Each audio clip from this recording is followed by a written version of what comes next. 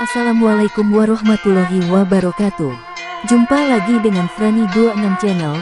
Semoga Anda semua dalam keadaan sehat walafiat, tidak kurang suatu apapun. Sahabat, kali ini Frani26 Channel akan mengupas dan menayangkan sedikit sejarah suku Sunda. Suku Sunda adalah salah satu suku bangsa terbesar di Indonesia, yang mayoritas mendiami wilayah Provinsi Banten dan Jawa Barat. Menurut data sensus penduduk pada tahun 2010, populasi orang Sunda di Indonesia mencapai hampir 37 juta jiwa. Dalam catatan Portugis, Suma Oriental, orang Sunda digambarkan memiliki sifat optimis, ramah, sopan, riang, dan bersahaja. Kata Sunda berasal dari bahasa Sanskerta, yaitu sun atau sutsa, yang memiliki makna terang, bersinar, putih, atau berkilau. Dalam bahasa Bali dan Jawa kuno juga terdapat kata Sunda, yang artinya bersih, suci, murni, tak bernoda, dan tak tercela. Sebelum lebih lanjut, saya mohon dukungan dan supportnya dengan cara subscribe, like, dan berikan komentarnya pada channel ini Frani26 Channel agar channel ini terus berkembang seperti channel tetangga yang lain, dan agar channel ini bisa terus menayangkan video-video menarik yang lainnya. Terima kasih dan selamat menonton.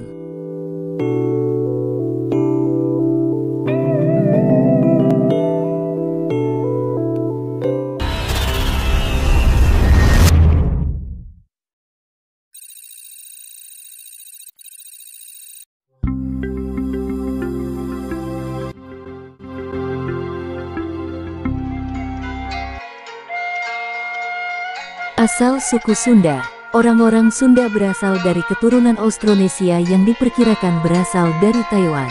Mereka kemudian bermigrasi melalui Filipina lalu mencapai Jawa pada sekitar 1500 sebelum Masehi hingga 1000 sebelum Masehi.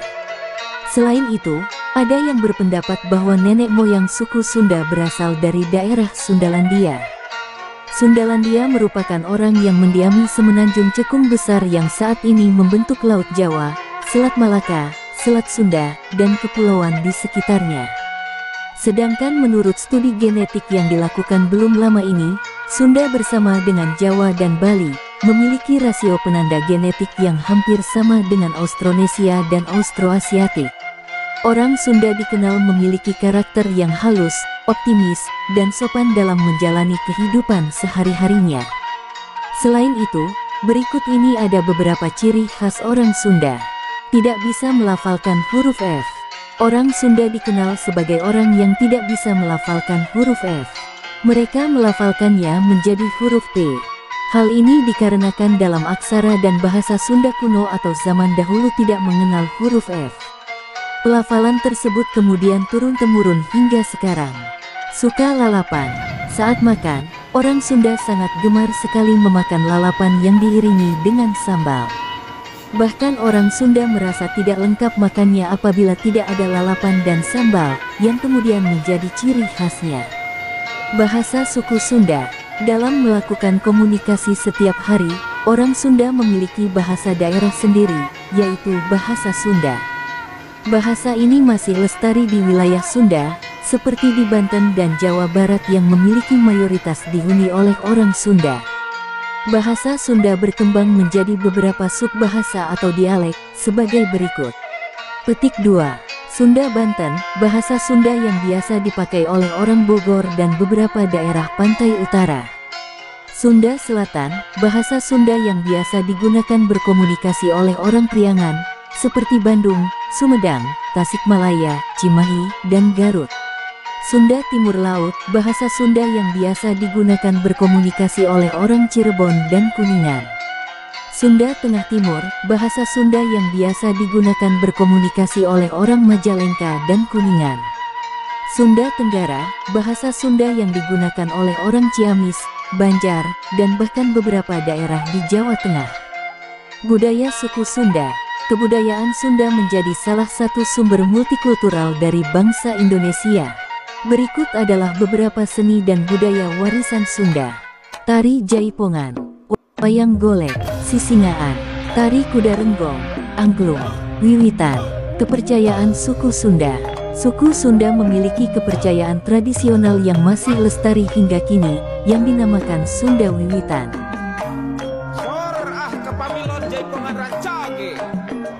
Udah, modal. Si Eda. Tak perlu kamu naon siya.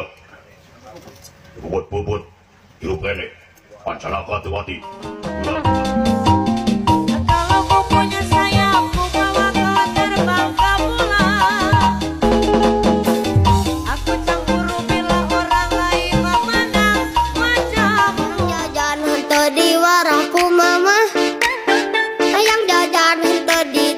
Ku bapak pura-pura ente boga padahal duit bahaya ente pira jadi enak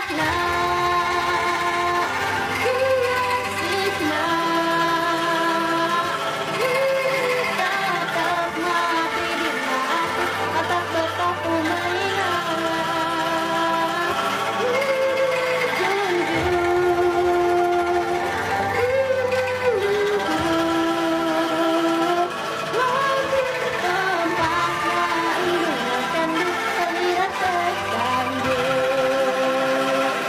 Ninang-ninang, dereng-dereng, cuma tak pasang terasa, cukup darah, tapi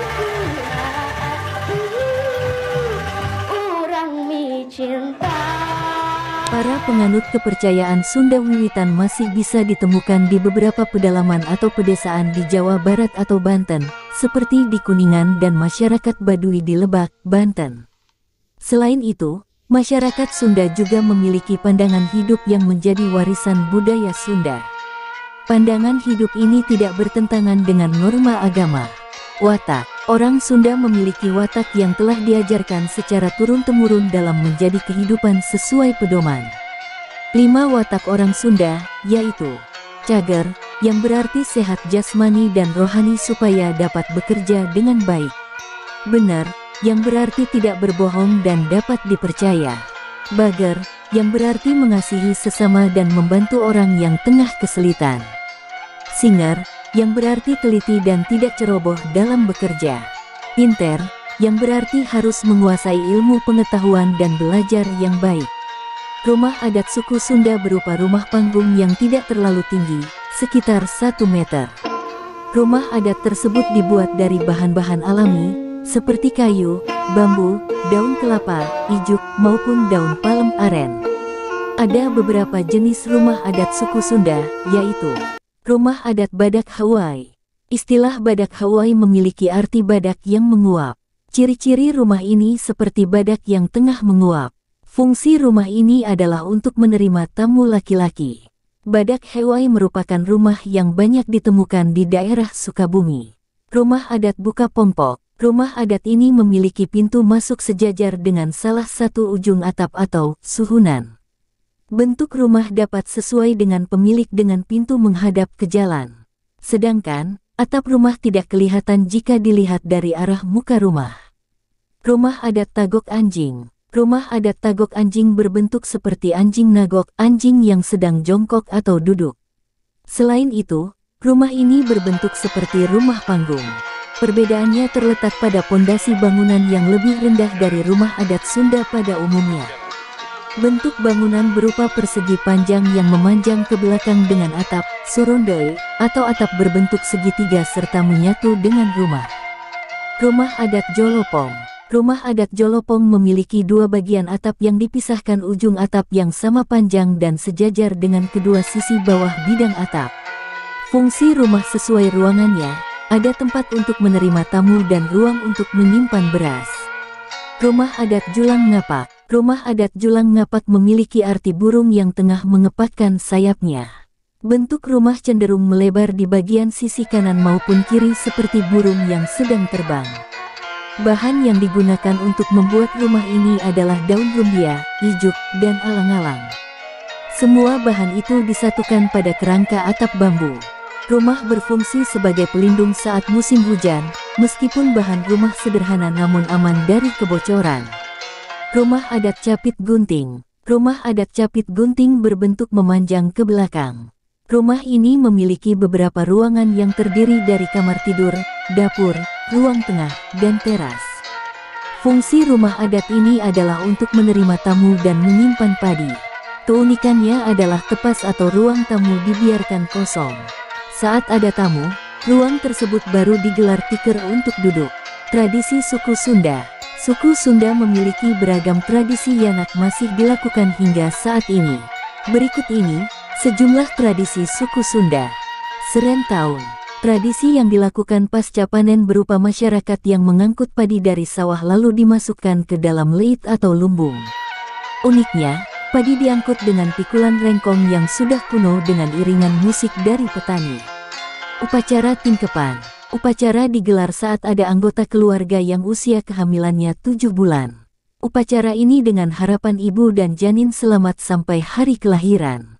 Tingkepan berarti tertutup, maksudnya sudah tidak ada hubungan badan sampai 40 hari pasca lahiran. Pesta Laut. Upacara adat pesta laut dilakukan di pantai, seperti Pelabuhan Ratu dan Pangandaran. Tujuan upacara ini adalah bentuk rasa syukur kepada Tuhan telah memberikan anugerah ikan yang banyak. Sepitan atau sunatan. Tujuan upacara adat ini adalah agar anak laki-laki menjadi terbersih dari segala kotoran.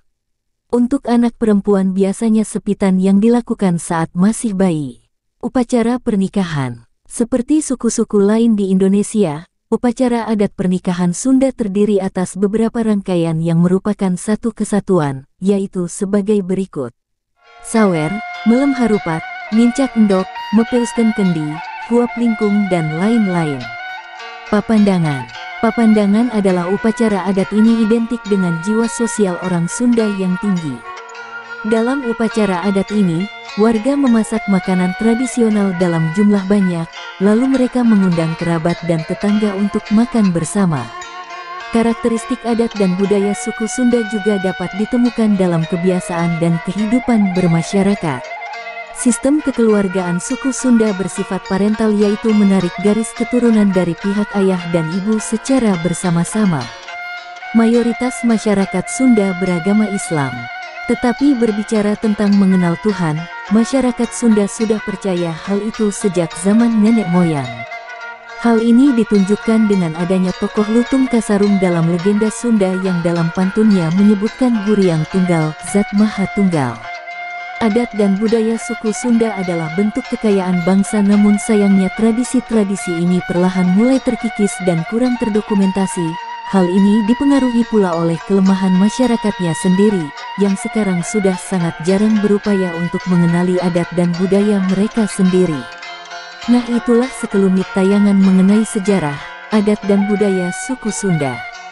Terima kasih sudah menonton tayangan ini, terima kasih support dan dukungannya. Semoga bermanfaat.